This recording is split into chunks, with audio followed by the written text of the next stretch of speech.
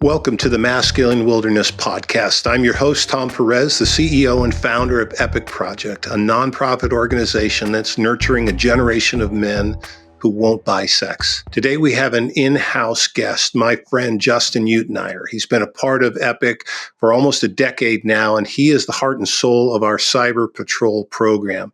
And I'm really excited for all of you to hear a little bit of behind-the-scenes details of the work we do to stop men from purchasing sex at the point of sale. As a director of programs at Epik, Justin equips male civilians in the U.S., across the U.S., to speak directly to sex buyers at the point of sale. He also encourages them on how to disrupt the cultural acceptance of exploitation and seek areas of our lives as men where we can work towards creating a more equitable and flourishing culture. Justin holds a master's graduate degree of social justice from Kilns College.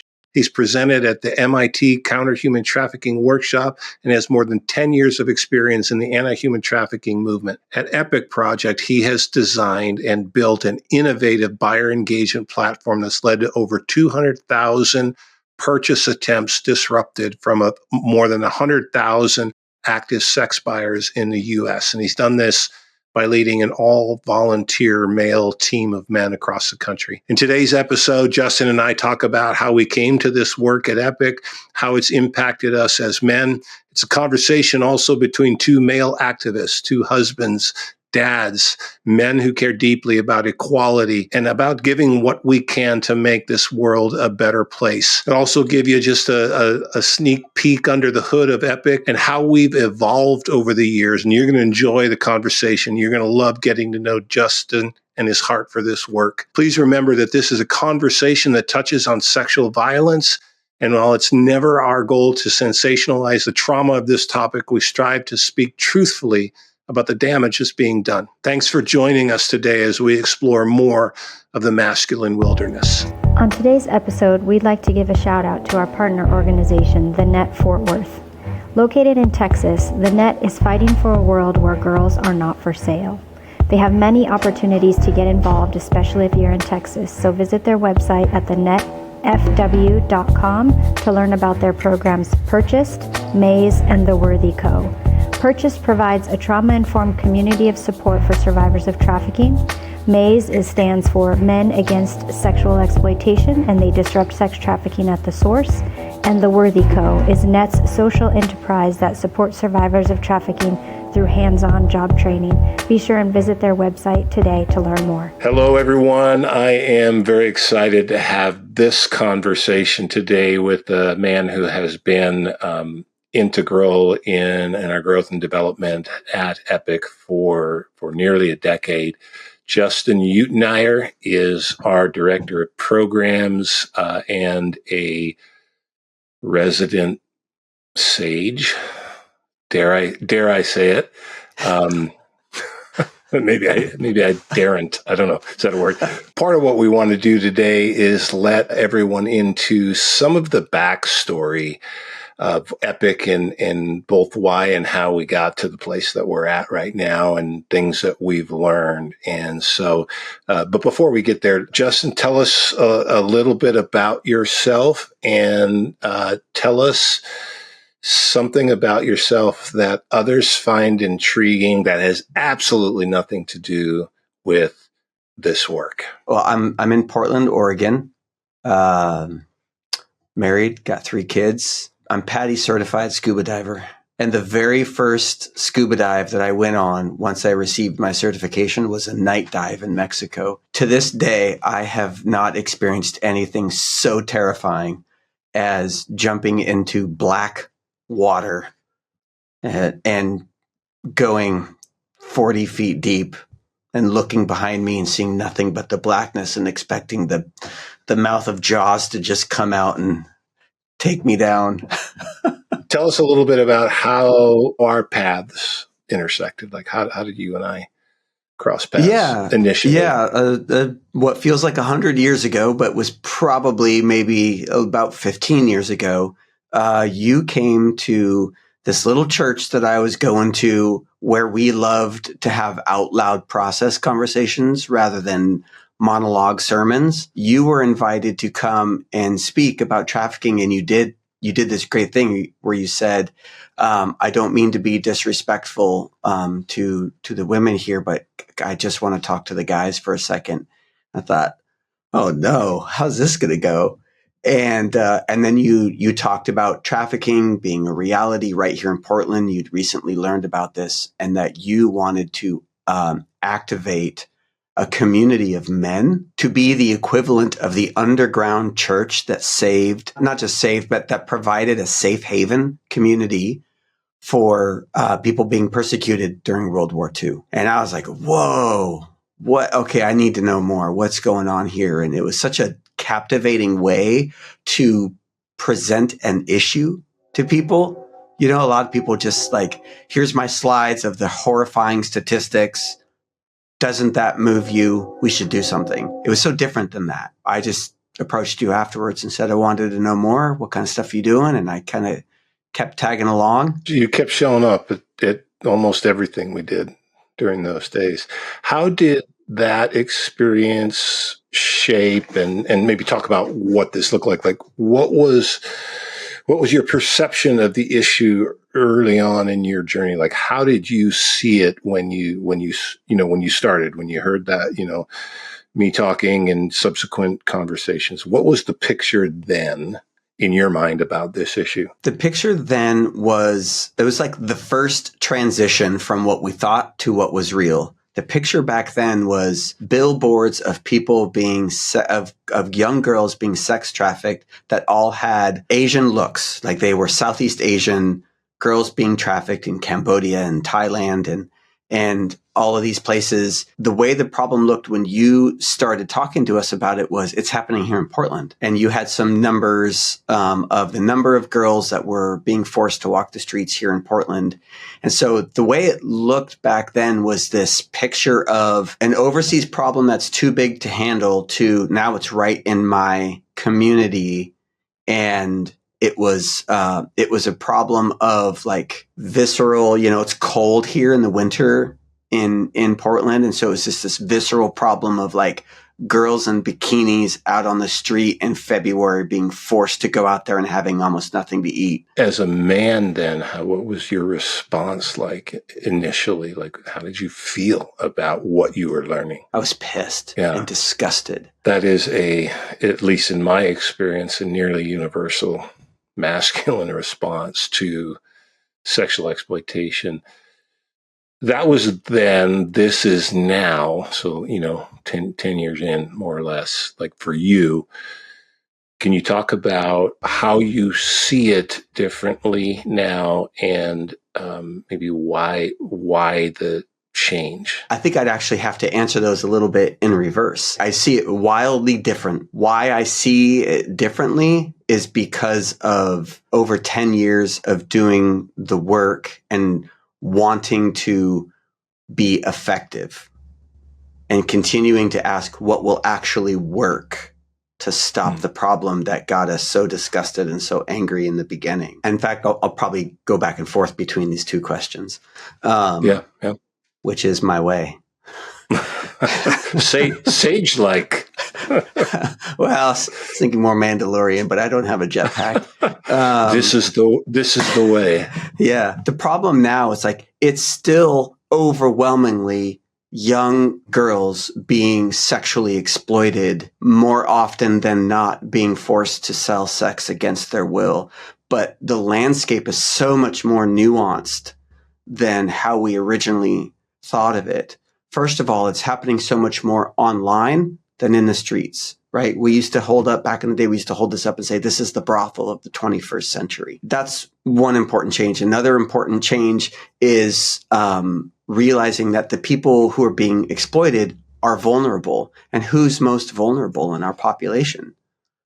Minority populations. A disproportionate representation of Black and brown young girls and women being sexually exploited. So now the narrative has shifted from these white girls in Portland being forced to sell sex on 82nd Avenue to a much more diverse community of people being exploited online, webcamming, pornography, street prostitution. And you could even tease it out further. You start to recognize, well, where does How do you differentiate between somebody just being exploited sexually and forced to, offer sexual service in a car for 15 minutes? So you think about, Portland is filled with bikini barista coffee shops where guys love to go get their coffee from somebody who's wearing a bikini. That's sexual exploitation. That's objectification. So the way I have shifted, the way I see the issue is to see the details of the issue, the nuances of the details. The primary shift is because of the relationships we've had with people who have lived through this experience. You've come to learn these things. Like you said, I've seen the nuances. I've seen the detail of the issue now in a way that I hadn't seen before. Can you talk about how it is you came to learn those things? And what I'm asking for is for you to unpack a little bit about the program that that you and I have developed, that you've been running now for years, because we've been up to our eyeballs in this ecosystem. Can you talk about the Cyber Patrol program and what it is, and just shed some light on that, because you have an experience that has informed all these things you're saying. Yeah, true. I can see that being an important part of that conversation.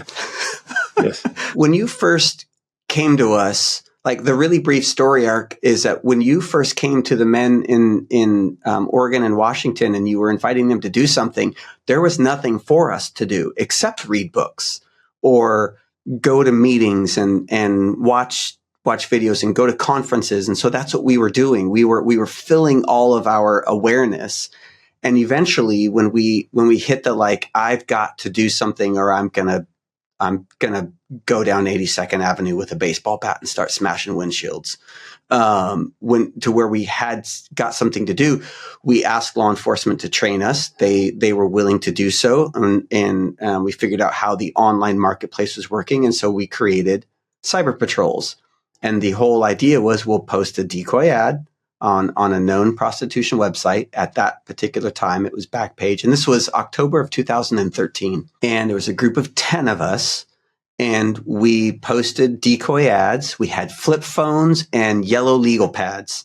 And what we were doing was we were writing the phone numbers down, much like you would write down the license plate of somebody casing the neighborhood. We didn't know what we were going to do with it. We would talk to buyers. When they called in, they would call our ad. We would try to engage in conversation with buyers. But if you fast forward from October 2013 to today, we've spoken with tens of thousands of buyers and had countless engagements with buyers live at the point of purchase. And we learned really early on that the work that we're doing has to be about the effectiveness of impacting the buyer, not making us feel good about what we're doing. And so we wanted to always keep asking the question, what's going to actually work in this situation? And so what we learned early on is we have to understand what's actually going on, right? So like what I was referring to earlier, the landscape of commercial sexual exploitation and trafficking. We have to understand that so that we're having expert level conversations with buyers about what's actually happening. We don't use a script anymore, but we used to say, hey, you looking for Vicky?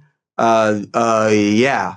Okay. Well, I need to let you know your phone number's on file. It may be provided for law enforcement to follow up. We are not law enforcement, but I got some things I want to go over with you. And we would talk about pimp controlled trafficking. We would talk about legal risks. We would talk about resources and all these things. And in order for us to do that, we had to know what we were talking about. So we were continually doing the work, asking questions, changing the way we did the work, asking more questions, changing the way we did the work, learning new relationships with survivors who were providing their input into what we were doing. We would implement their input into what we were doing, and so on and so forth. And it just grew from there. And you're saying, when you say we, as you're telling the story, that we went from you and me and 8 other guys to, we means something different now. Talk about how it has grown. Right now in April 2024, the we is roughly 150 volunteers across 20 cities that are actively doing cyber patrols. The way that cyber patrols are designed is, I like to say, our footprint is bigger than our foot. So in Portland, my team of guys doing this work can be talking to buyers in any of our other cities, the way our the way our platform, which functions much like a call center, is set up, I can be talking to those buyers from, say, Detroit, and I can offer them Detroit-based resources.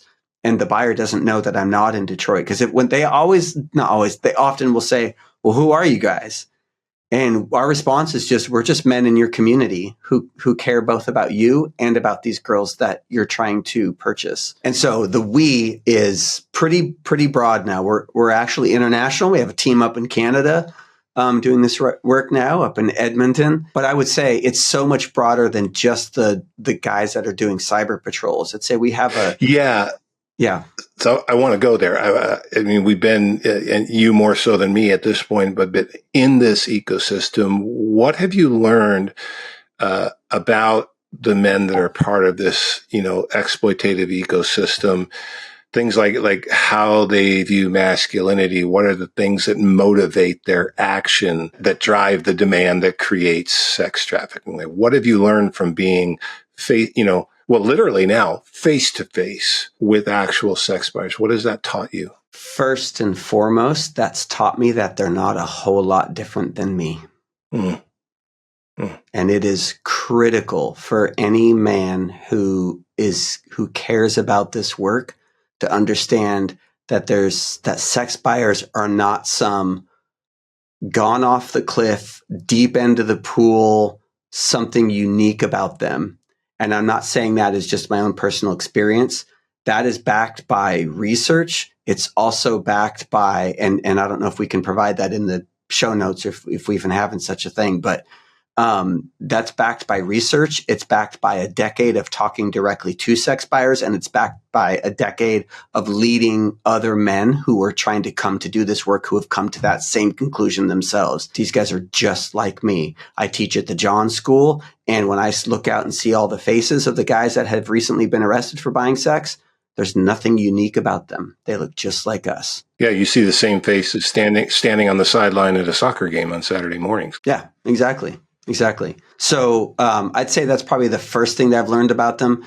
The second thing that I've learned about them is, or another thing that I've learned about them is, more often than not, the men that are looking to buy sex from the decoy are not just looking for a sexual transaction. They're actually looking for human connection. Yeah. Say more about that, and maybe talk to you. You mentioned research. Say more about the desire, the drive. There's a whole belief system behind that. Like, say more about what you've learned from the research that is corroborated in your own direct experience. Well, okay. So you're asking about research. The two pieces of information that I go to every time I give a presentation about demand is that, and this is a research done by Demand Abolition. It's called the Who Buys Sex Report, and I reference it often because it's one of the largest sample sizes of men done on buyer research. It's over 8,000 men sampled in this survey. Of men who are actively buying sex, almost 60% of them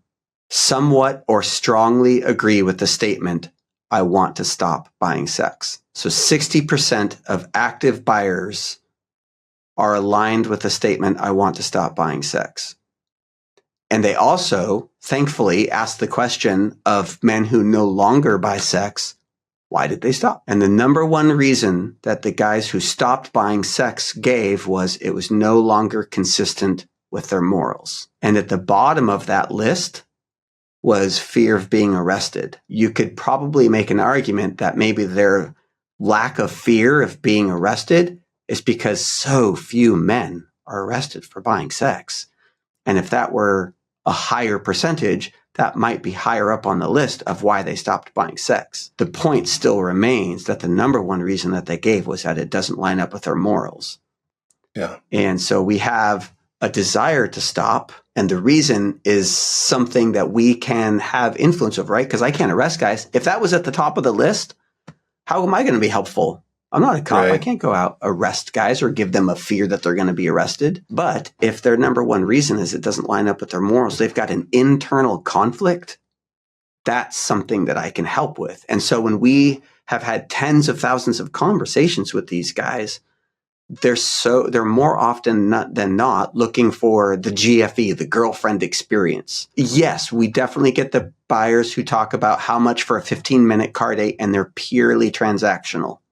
And yes, girlfriend experience buyers have an expectation of having sex. If you look at the bigger picture, they're looking for a human connection. And if my desire is not to be soft on buyers. Like I always make this disclaimer.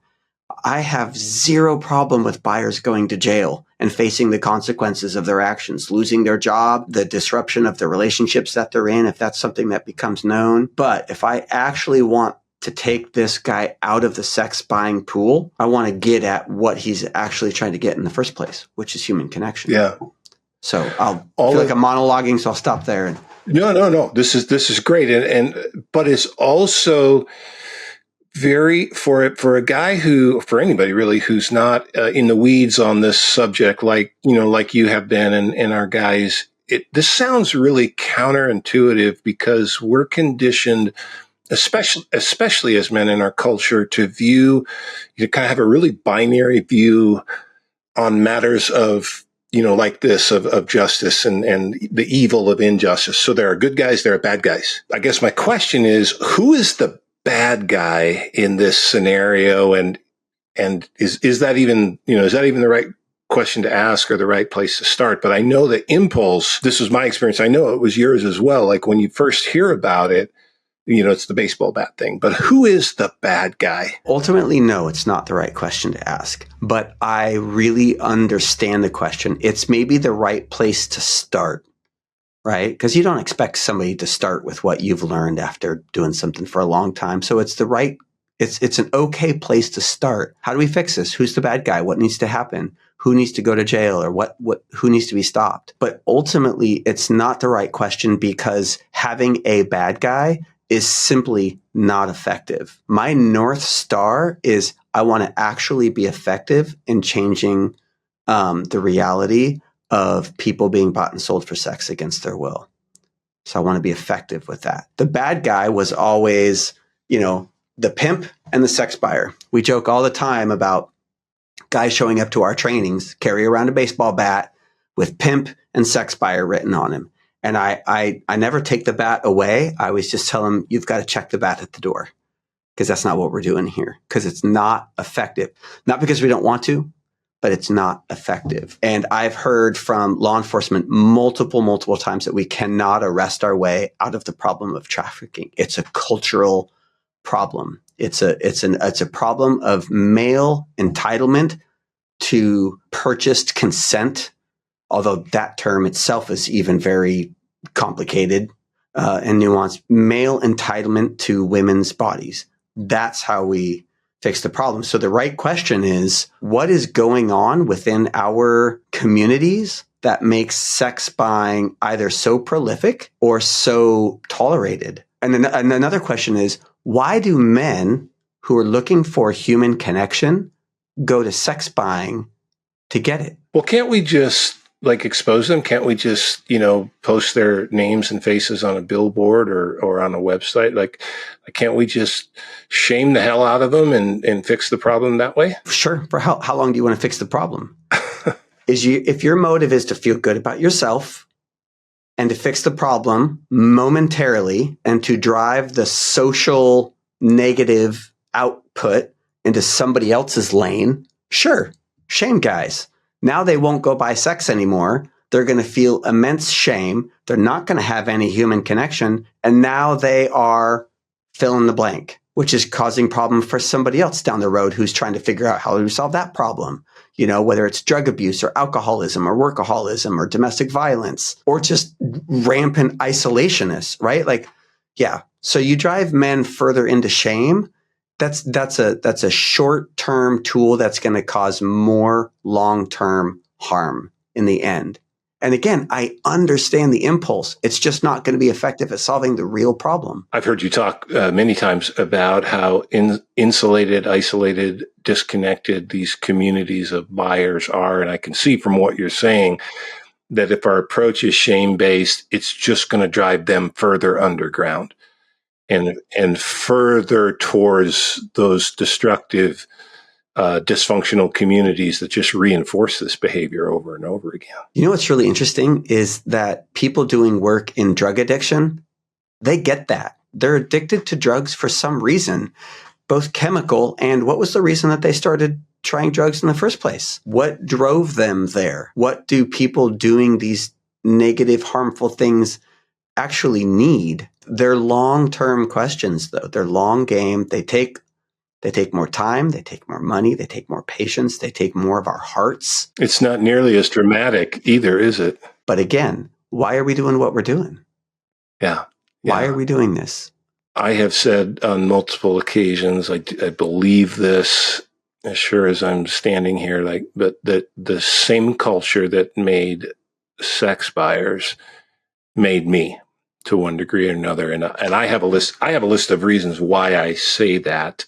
And I know you do too. Like, what are some of the common things that have shaped your life that are, kind of those points of commonality with what you've learned about the buyer community? That's the kind of insightful question that comes after a decade of doing this work, the kind of nuanced way we need to be thinking about the way men are in the world. So for me personally, I'm a first generation American, come from a German family who immigrated over here, surrounded by very clear distinctions between what men do and who they are and what women do and who they are.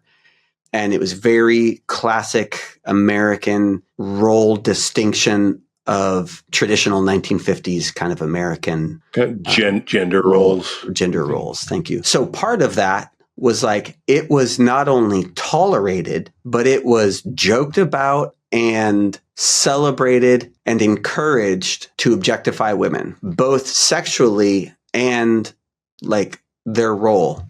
My grandmothers would shoo me out of the kitchen. I wanted to hang out in the, what are you doing in here? Can I help? Go be with the boys, go be with the men. And, so what the men did is we, sat around and drank and argued and told jokes about women and, all that kind of stuff. And it was made really clear to me that that's how it was supposed to be as a man. I never knew whether or not any of the men in my family were sex buyers. That's not been my experience, but that does not mean I can go oh, thank goodness I'm not a sex buyer. I have done plenty to contribute to the cultural norm that says it's okay for men to objectify women. I've done plenty to contribute to that. And of course, that breaks my heart. And I feel shame about that. You can do the things that you shouldn't do, or you can not do the things that you should do. And most of my offenses are from that second category.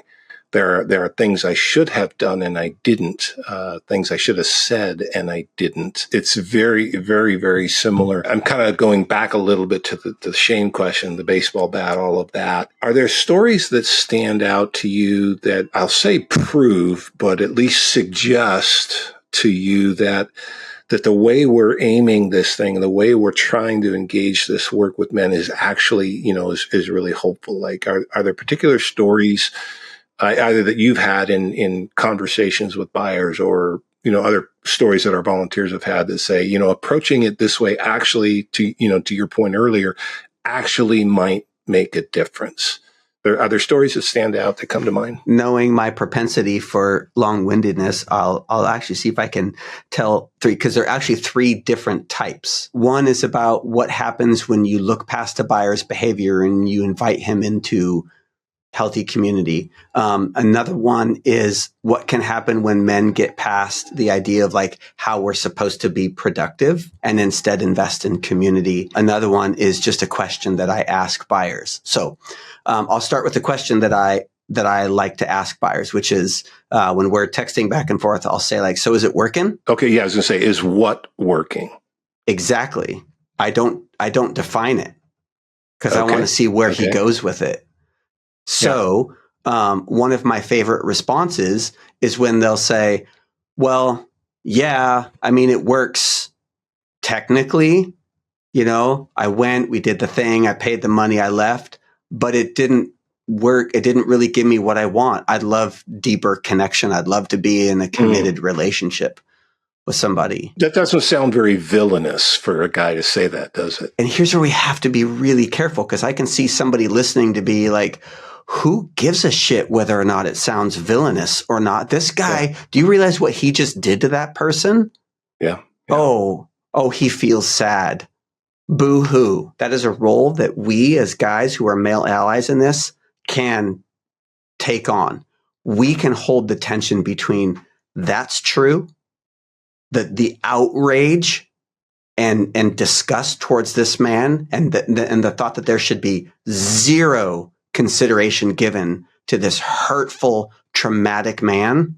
We can hold that as truth. And I can say, yeah, I don't want him to do that stuff anymore. So I'm also going to hold on to there's something that he needs that if he gets, he won't do this stuff anymore. We can absorb the tension of that. So counterintuitive. Again, I interrupted your stories, though. No, it is counterintuitive, which is it costs. That's what it costs us. It costs us having to do the counterintuitive thing. That's why we train. The second thing is this happened to my team personally. We had a night where we all showed up to patrol. Everybody's kind of the laptops were coming out. Everybody's getting ready to go. And some sort of, hey, how's your week going was happening in the background. We do that more intentionally now, but this was much longer ago. And one guy was just sharing a really hard case about how his marriage was over. This was one of the volunteers, right? The story would be richer if I went into all the details. But just as a care for my friend, I'll keep that part vague. The details of how his marriage was ending was really, really painful, and it was really fresh. But here he was showing up to do this work.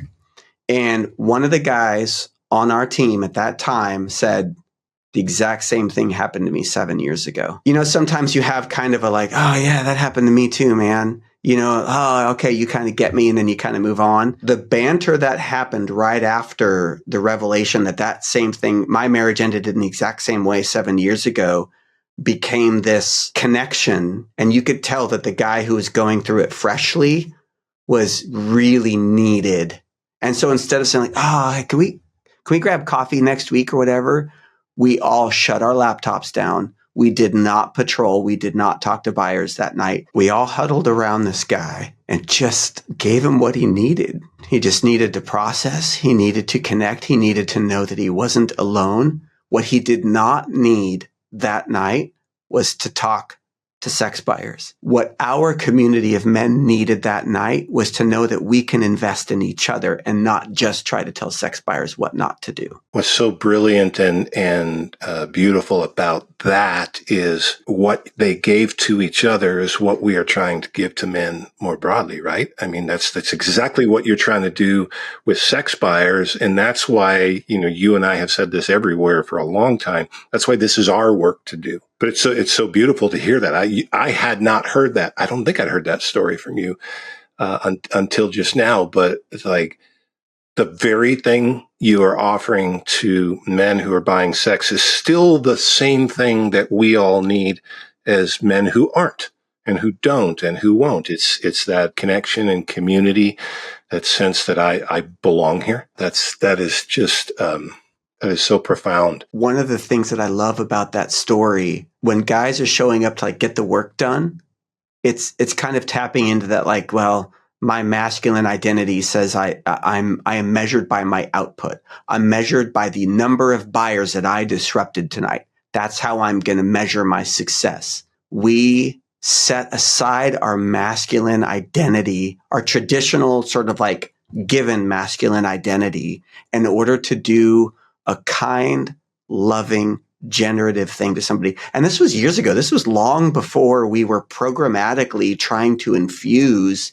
and structurally cultivate storytelling and so we are now culturally or programmatically trying to do what we did organically that night. And that's the kind of men that are coming to this work. The last story about why shame doesn't work is very, very recent. So we've now been privileged to join our local law enforcement on buyer sting operations. Actual police missions, right? Actual police missions. Yeah. And we are there as a community ally. We're not there in any formal capacity. In fact, when the buyer is arrested, they're questioned, they're processed, they're free to go. They're all done.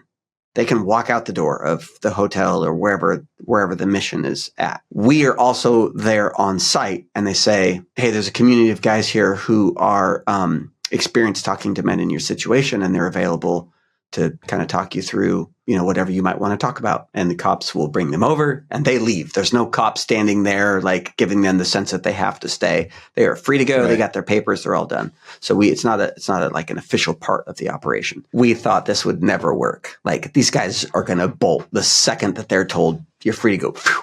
The majority of them want to come and talk, and they're all sorts of de-escalated or dysregulated and agitated, and they're all over the map. They're a hot mess. I would imagine. Yeah. And so this one particular buyer was really upset, and I could tell you a lot of details. I could turn it into a long story. The idea is this buyer was upset. But he was communicative. And after a long conversation, we asked if we could call him. It was a Friday. And so we asked if we could call him Monday to check in. And one of our volunteers that was there called him on Monday. He picked up the phone, told us that it was a really bad weekend for a whole variety of reasons. And he wanted help. He was ready to move his life in a different direction, and asked if we would call him again in a week. And he wanted to be able to report that he had found some help, some like formal support in some capacity. We called him in a week. He had in fact found that support. And over the next couple of months, we stayed in regular contact with him. Oftentimes him initiating, hey, can we talk? At some point in there, I think it was maybe a couple of months after the original arrest, this man was attending the John School. At the John School, our volunteer who was interacting with him was also at the John School. The two of them went out to lunch. He insisted on buying lunch. He was at our volunteer was at the John School in an official capacity, not as an attendee. Important clarification. Yes. We were teaching at the John School. We recently had two events where we invited men from the community to just come have informal, casual conversation about cultivating healthy male communities in the context of that's what we need in order to end the demand.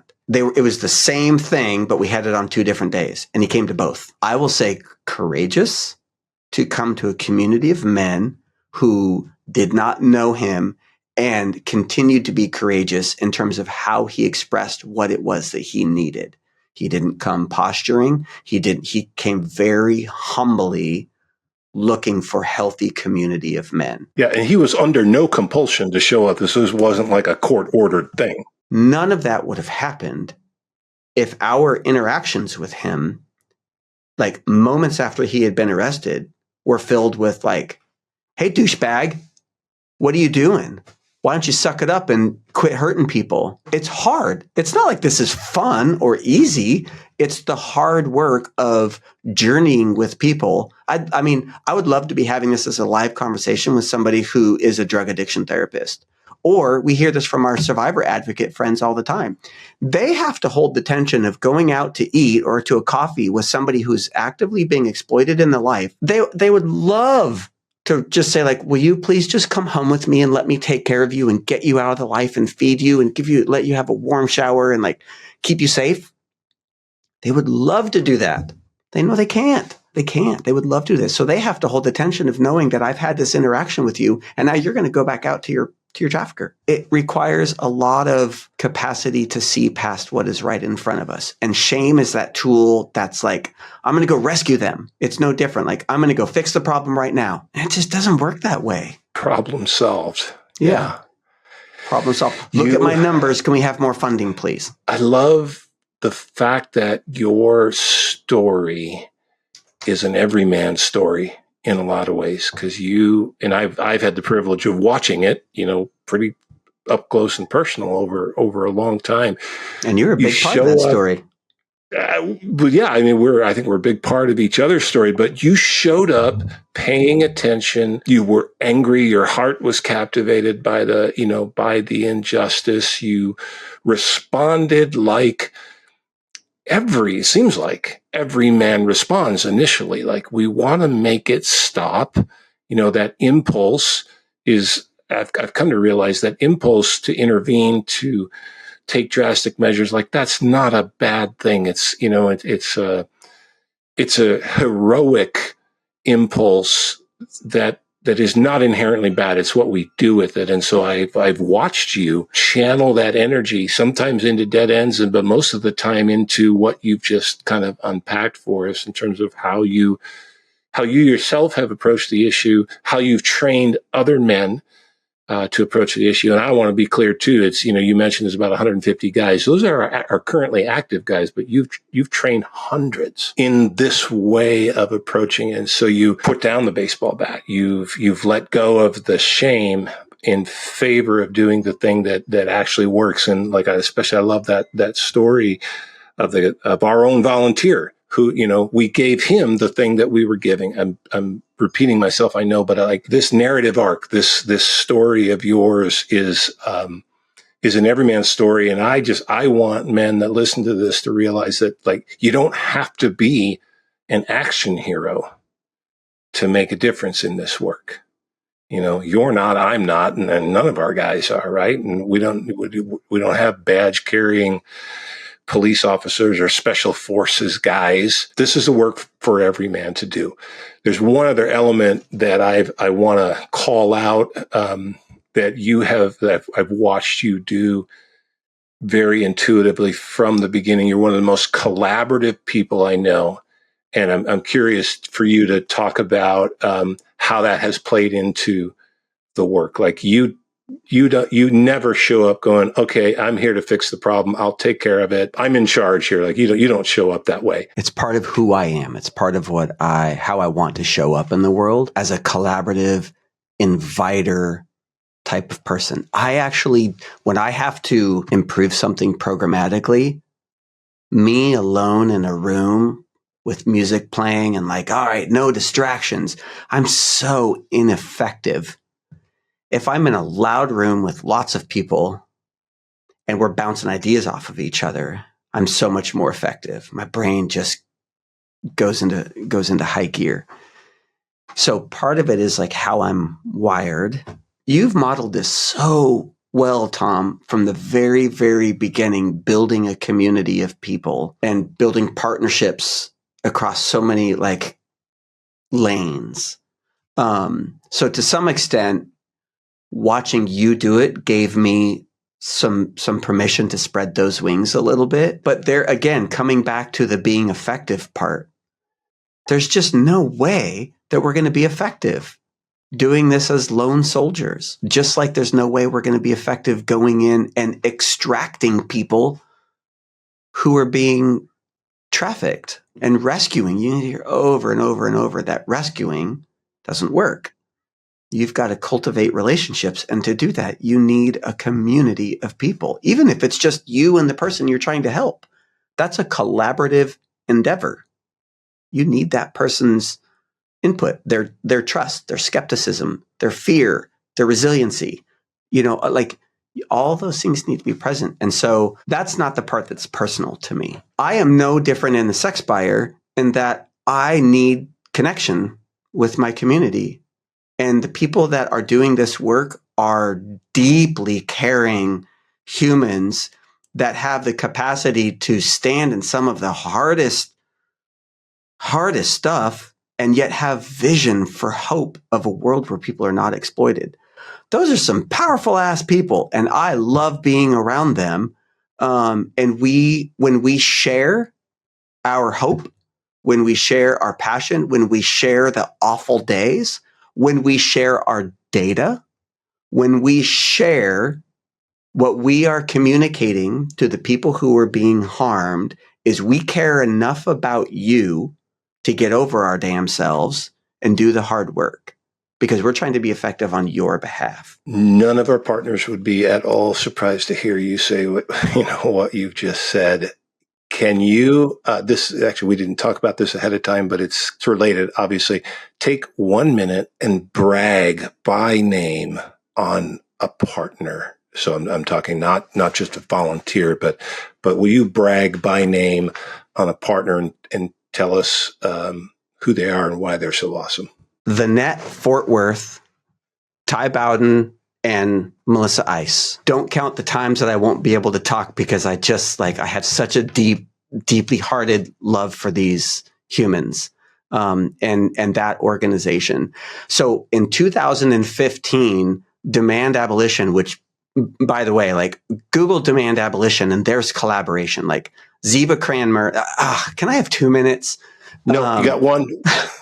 Ziva Cranmer created this community of people to cultivate collaboration. So she is my hero in the collaboration department. And in 2015, she brought a couple of hundred people together at this conference in Houston to collaborate. Law enforcement, nonprofits, it's so many people to collaborate on what can we do to end sex trafficking. Ty Bowden was at this conference on behalf of the net. When he was talking with you and I about our patrols, we were very early on in spreading patrols into other places besides Portland. And I remember listening to how he was talking about wanting to do something similar with the net. And I started thinking to myself, oh no, they're going to take our idea. Because he wasn't saying, hey, would Epik be willing to come to DFW and help us spin up a Epik Cyber Patrol team? And it was so early on, I thought, this is our baby. Oh no, somebody's going to do it, and they're going to do it differently, or that's not fair, or whatever it was. And I remember talking with you. You know, this is why I think collaboration is something that I've learned from you. And it was just like, we're here just doing the best that we can. And we are holding this thing with open hands to let it go where it needs to go. Oh yeah. Okay. That's right. This isn't about us. This is about the work. To be clear, I had the same fears. I just didn't voice them. I am also not known for not voicing things that I'm thinking and feeling. Long story short, Ty ended up actually wanting us to come and help him to launch that in his community. So Ty runs the MACE program, which Men Against Sexual Exploitation. I'm probably somewhere around 30 seconds now. Because what we were doing overlapped so much, they as an organization just said, you know what? We're just going to dedicate a part of Ty's time to helping build the Epik, to help strengthen Epik. So it'll be leading the DFW team for sure. And we went out and trained them. But it was his time to help us really make that transition from, like, we're showing up and we're angry and disgusted and we want to fight the bad guys, to cultivating belonging through stories and health. He was fundamentally a part of making that transition. Ty's one of those guys who's twice as wise as his age. That partnership has just been so profound, not only from the investment, like, programmatically, but the relationships there are just so strong and mutually supportive. No, I believe they are. I think the other thing that I've learned, just to add to that a little bit, is, doing this work, doing this work is really hard. It's hard for men to be in the trenches of this, and it is made way harder than it needs to be without friends like Ty and friends like Ziva, like the people that aren't in the anti-trafficking space. And maybe it's true in other areas of justice related work, but, like, we can't do this all by ourselves. We can't do it without friends. And I mean, Yeah, I mean, Children at Risk down in Houston, and Jamie and the whole community at Children at Risk, like, they were responsible for helping spread Epik across the state of Texas. Or all of our survivor friends that are, how many times has Andrea Hines come on a webinar and spoken just to our guys, or Lauren cultivating Disruptors University for just our last night. We had our first Disruptors University course just for Epik guys. And there were almost 30 guys that attended. This is the point in the Academy Awards where the person that's won the award, they start thanking everybody. And we have to cue, Lauren, maybe we can put music down in here. Yeah. Sorry. All right. We could go another hour. We could go all day talking about our friends. I'm really grateful for you sharing really your story. This is your story in this work. I hope it's inspiring for other guys who think, what do I have to bring to this work? And the short answer is a lot. I got two questions for you before we're done. One is, what is for you something that's a part of your regular rhythm that is life-giving for you as a man? So outside of the day-to-day work that we do, like what do you do that is life-giving for you? 3 years ago, I started coaching my daughter's soccer team, the Holy Redeemers Pumas. This Saturday, we're playing the Soccer Sisters, and we're 0-3 against the Soccer Sisters, the mighty Soccer Sisters. And every year we ask the girls at the beginning of the season, like, what are your goals this year? And, we're looking for things like sportsmanship, learn and grow. And the number one thing that they always shout out is, beat the Soccer Sisters. And we're 2-0 to start this season. So I'm hoping that we beat the Soccer Sisters this weekend. Clash of the Titans. What I love, and gets to that collaborative part of me, what is life-giving to me I'm doing it on a regular basis now because the season started a couple of weeks ago, but it's not just coaching the soccer team. It's when I'm out coaching the girls, I love to get past the typical structure of like, I'm the coach, listen to me, I'm going to teach you skills, you execute the skills. I go play. I just play. I goofball around. I play. I do the nicknames. I flop down on the ground to like be a crazy goalkeeper just so that they know that flopping down to the ground to block the ball is safe to do. Like I get giddy when I'm just out running around playing with the girls. Every time they're shorthanded, I'm like, I'll go in, I'll sub in, I love to play. And actually, to be perfectly honest, this work took play from me for a while. And it's only been this year that I'm trying to take it back to just play. It's really hard. Yeah, it's really hard for a guy at your age too. Well, I make sure that they don't know that. Yeah. They don't see the amount of Tylenol in your glove box in the car. or the like, I got kicked in the shins with no shin guards. But, the littlest girl on the team, and always so kind. She hated to even kick the ball hard because she didn't like, oh, I'm sorry. So sweet. Yeah. I had cleat marks on my shins for a year from this girl. That's great. I love the play.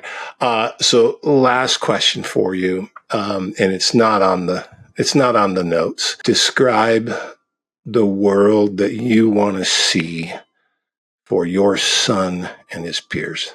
I envision a world in 10 years where my son would be like aghast at the idea that somebody would go get coffee at a bikini barista or go to a strip club.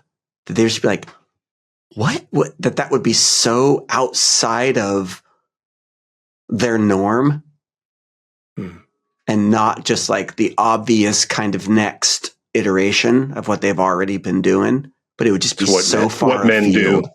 Yeah. That is like, not, well, I'm used to like, looking at the Victoria's Secrets catalog. So now going to bikini barista is, I'm old enough to drink coffee. And like that, it would be so far afield that thing would just revile them.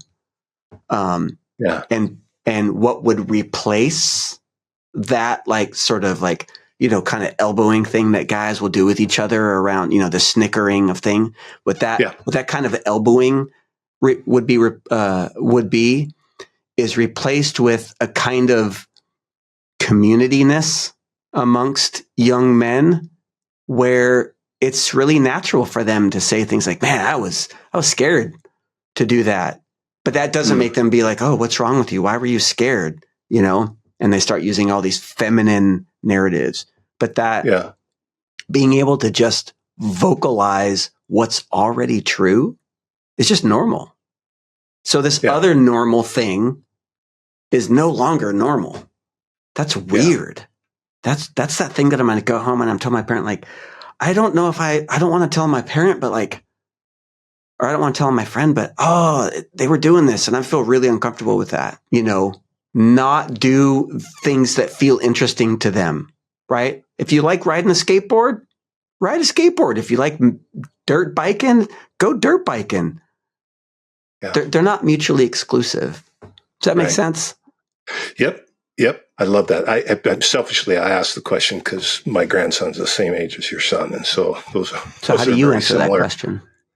Very much like you, that the things that are normal now in the world of men that objectify, that perpetuate the inequality that's rampant in our culture, that those things that are normalized would no longer be normal. And your son and my grandson's response to those things when they become adults would be just like you said. They're like, what is that? That's not normal. And so, so it's the same kind of transition. And that is, you're so good at saying this, you're the prophet of the long game.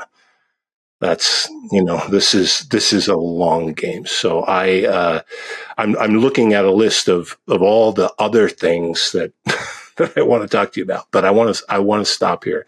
I just want to say, Justin, your blessing, professionally, personally, in this work. I'm not alone in this opinion. And I just, thank you for who you are and what you've brought and how you show up. Few people know what it took you to bring all the people together. And so I just want to say thanks, Tom, for all the men that you've brought together over all the years. Because everything that you just said about me, I get to experience because you believed in all of us guys. Always do, still have, or always have, still do. Yeah. See, I lose my poetic impulse when people say things like that to me. So thank you.